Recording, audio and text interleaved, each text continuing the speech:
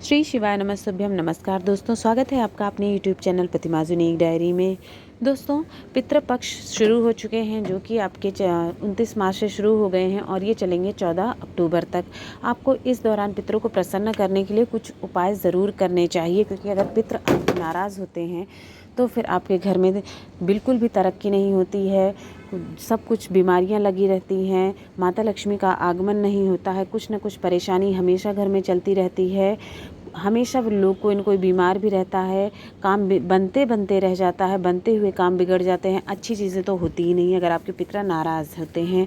ये नुकसान होते हैं पितृ दोषों के। तो अगर आपको इन दोषों से छुटकारा पाना है तो इस पितृ पक्ष के दौरान आपको कुछ उपाय करने हैं। इस वीडियो में आपको दोस्तों 3 उपाय बताने वाले हैं जो कि पितृ पक्ष के किसी भी दिन आपको करना है। किसी एक कोई तिथि नहीं है, जब आपको समय मिले, जिस दिन आपको चाहिए उस दिन करें, लेकिन करना ज़रूर चाहिए ताकि आपके पितर आपसे खुश होकर जाएं, आपके घर की उन्नति और तरक्की होती जाए। आप ये फ़र्क खुद महसूस करेंगे अगर आप उपाय करते हैं तो। आते हैं दोस्तों अपने सबसे पहले उपाय पर, जो कि स्वधा उपाय है।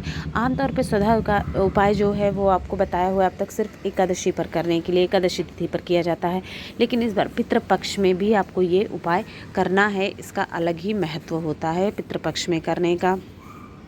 इसके करने के लिए आपको कैसे करना है, अगर आपके घर में पितृदोष है मान लीजिए, और आपको पता भी नहीं है कि घर में पितृदोष है, घर की सुख शांति के लिए और परेशानियों को दूर करने के लिए आपको ये उपाय करना है। ठीक है, इसके लिए लेना होगा आपको चावल का दाना मात्र एक अक्षत लेना होगा, जो कि संपूर्ण पूरा होना चाहिए, टूटा हुआ नहीं होना चाहिए, खंडित नहीं होना चाहिए। उसको अपने दाहिने हाथ में रखना है। दाहिने हाथ में लेकर के उसको आपके घर में जो मटका जहाँ रखा रहता है पानी का, या आजकल तो मटका होता नहीं है, लोग मॉडर्न किचन बनवाते हैं, तो वहाँ पे जैसे कि फ़िल्टर आपने रख रखा है या फिर आरओ वगैरह लगा हुआ है, तो वहाँ पर जा कर के आपको करना है। अपना हाथ वहीं पर उसके नीचे रख दीजिएगा, जो मटका है उसके पास ही, या फिर आरओ है उसके पास आपको रख देना है, फ़िल्टर के पास अपना हाथ, या कहीं पानी स्टोर करके रखते हैं किचन में तो वहाँ पर।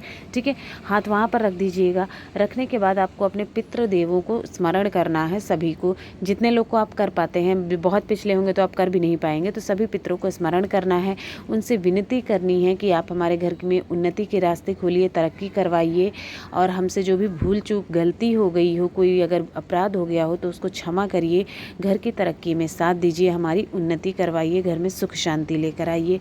ऐसे ही उन पितरों से आपको अपने पितरों से प्रार्थना करनी है। जिनको जानते हैं उनका नाम और गोत्र बोल दीजिएगा, जिनको नहीं जानते हैं उनको छोड़ दीजिए। ठीक है, सभी पितरों से आपको इस तरह से ओम पितृ देवताय नमः करना है। उसके बाद आपको 5 बार बोलना है स्वधा स्वधा स्वधा।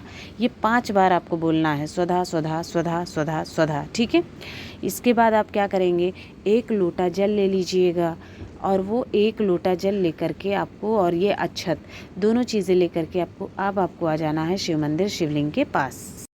यहाँ पहुंचकर आपको उत्तर दिशा की तरफ मुख करके खड़े हो जाना है, और आपको क्या करना है, सबसे पहले तो जो आप जल लेकर के गए हैं उस जल को आपको चढ़ा देना है शिवलिंग के ऊपर। आपको श्री शिवाय नमस्तुभ्यम या फिर ओम नमः शिवाय कहते हुए। ठीक है, अब आपको यहाँ पर जब आपने चढ़ा दिया, चढ़ाने के बाद आपको फिर से चावल अब चढ़ाना है। जो आपके पास एक अक्षत है उसको भी आप शिवलिंग के ऊपर चढ़ा दीजिएगा श्री शिवाय नमस्तुभ्यम करते हुए।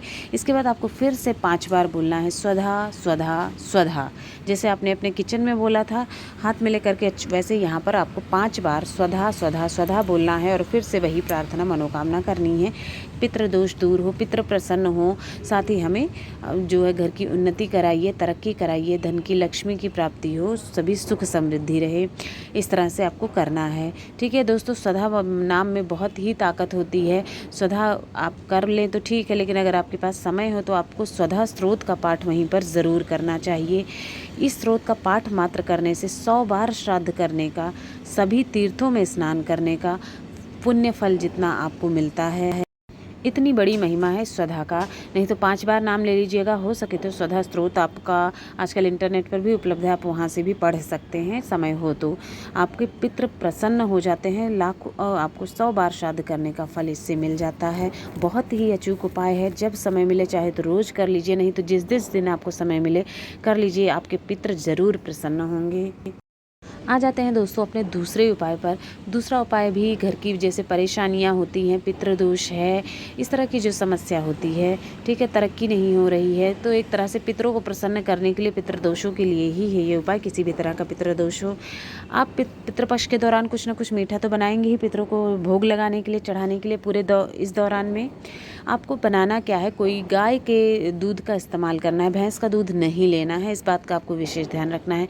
जो भी पितरों के लिए आप बनाएंगे या इस उपाय के लिए स्पेशली अगर आप बना रहे हैं, तो फिर आपको गाय का दूध इस्तेमाल करना है। और आपको कोई भी मिठाई बना लेनी है आसानी से। कोई महंगी मिठाई ज़रूरी नहीं है, चाहे तो बर्फ़ी बना लीजिए थोड़ा सा, और चाहे तो कुछ भी पेड़े बना लीजिए। जो भी दूध का आप बना सकते हैं मिठाई वो बना लीजिए। कुछ नहीं कर सकते हैं तो खीर तो बना सकते हैं, बहुत आसानी से खीर बना लीजिए, ठीक है। नहीं कोई मिठाई बना पा रहे हैं, खीर बना लिया आपने गाय के दूध से। आप क्या करिए, एक पीपल का पत्ता ले लीजिएगा और उस पीपल के पत्ते को धो लीजिएगा पहले आसानी अच्छे से। धोने के बाद उस पर जो आपने खीर बनाई है, मान लीजिए उस खीर को, थोड़ा सा खीर उस पर रख देना है। या मीठा लिया बनाया है आपने तो वो मिठाई जो है वो रख देनी है उस पत्ते पर। और साथ आपको लेना है 1 लोटा शुद्ध जल अपने घर से लेना है। और ये सामान दोनों चीज़ें लेकर के आपको चले जाना है एक पीपल पेड़ के नीचे। पीपल पेड़ के नीचे आपको ये उपाय करना है पितरों को प्रसन्न करने के लिए। आप वहाँ चले जाइएगा। उसके बाद आपको दक्षिण दिशा की तरफ मुख करके बैठ जाना है। और जो आपका दक्षिण दिशा होती है उस तरफ आपको वो जो आपने पत्ता में खीर ले रखी है, मीठा ले रखा है, वो जड़ में आपको रख देना है, चढ़ा देना है, ठीक है। और पितरों को स्मरण करना है, पितृ देवताय नमः कहते हुए रख देना है। 5 मिनट आपको वहाँ बैठना है, प्रार्थना करनी है पितरों को प्रसन्न करने के लिए। उनसे मांगिएगा, उनसे विनती करिएगा कि वही जैसे आपको मैंने बताया कि पितर प्रसन्न हो, घर में उन्नति के रास्ते खुली, सुख शांति हो, बीमारियाँ रोग दोष दूर हो, ऐसी पितरों से प्रार्थना करनी है और गलतियों को क्षमा करें। उसके बाद जो 5 मिनट आपको वहाँ बैठना है, फिर आपने जो 1 लोटा जल आपने चढ़ाया लिया हुआ है उसको आपको वहीं पर पितरों को ही भोग जैसे लगाते हैं तर्पण भी कर देना है। अपनी उंगली से निकाल के 3 बार वहीं पर गिरा दीजिएगा जहां आपने भोजन रखा है, पीपल का पत्ता वहीं पर, ठीक है। इस तरह से आपने वहां पर उपाय अपना कर लिया और आपका उपाय पूरा हो जाता है। इसको भी आप सुबह से लेकर के शाम तक पूरे पितृपक्ष में कभी भी कर सकते हैं, समय का कोई पाबंदी नहीं है।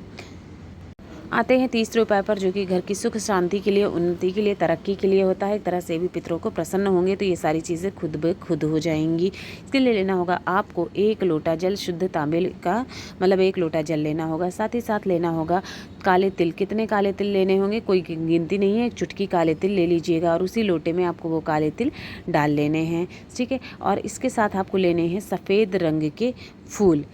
कोई सा भी फूल हो लेकिन सफ़ेद रंग का होना चाहिए। पितरों को सफ़ेद रंग के फूल चढ़ते हैं, इस बात का आपको ध्यान रखना है। तो सफ़ेद रंग के 2 फूल आप ले लीजिएगा और ले करके आपको चले जाना है। जो 3 पितृ वो वृक्ष माने जाते हैं, पितरों के वृक्ष माने जाते हैं, 3 वृक्ष होते हैं। कौन कौन से होते हैं वो? एक होता है पीपल का हमारा, एक होता है बरगद का, और तीसरा जो होता है वो बेल पेड़ का होता है। तो ये जो 3 वृक्ष होते हैं ये पितरों के वृक्ष माने जाते हैं, पितरों से संबंधित वृक्ष माने जाते हैं। तो आपको जो भी मिल जाता है, मान लीजिए जो भी पेड़ आपको मिल जाता है, तीनों पे नहीं करना है ये उपाय, कोई भी एक पेड़ पे, चाहे बरगद के नीचे, पीपल के नीचे या फिर बेल के नीचे, किसी भी पेड़ के नीचे आपको ये जल ले करके चले जाना है जो आपने 1 लोटा जल लिया है। और अपने पितरों को स्मरण करते हुए, पितृ देवताय नमः बोलते हुए, ये जल आपको जो तिल वाला जल है ये दक्षिण दिशा की तरफ मुख करके आप खड़े हो जाइएगा और उस पेड़ की जड़ में आपको चढ़ा देना है। उसके बाद आपने जो 2 फूल लिया है वो फूल भी आपको वहीं पे चढ़ा देना है। दोस्तों इस वीडियो में आपको 3 उपाय बताए हैं, जिसमें से जो पहला उपाय है बहुत ही महत्वपूर्ण स्वधा का उपाय है, बहुत इम्पॉर्टेंट है। उसको अगर माताएं बहनें करती हैं तो घर की बहुएं करती हैं, बेटियां करती हैं तो उसका फल दुगना हो करके आपको मिलता है। क्योंकि अगर वो करती हैं तो वो 2 कुलों के पितरों को तारती हैं। ये वाले उपाय से इतनी ताकत है, स्वधा उपाय में, स्वधा शब्द में इतनी ताकत है। क्योंकि जिस कुल में वो रह रही हैं, जो एक मायका का कुल है, ससुराल का कुल है दूसरा, दोनों कुल के पितर तर जाते हैं इस उपाय से। दोस्तों अगर वीडियो पसंद आया हो तो चैनल को लाइक, शेयर और सब्सक्राइब करना ना भूलें। आप सभी पर भगवान भोलेनाथ की कृपा सदैव बनी रहे, आपके पितरों का आशीर्वाद आपके परिवार पर हमेशा बना रहे। श्री शिवाय नमस्तुभ्यम।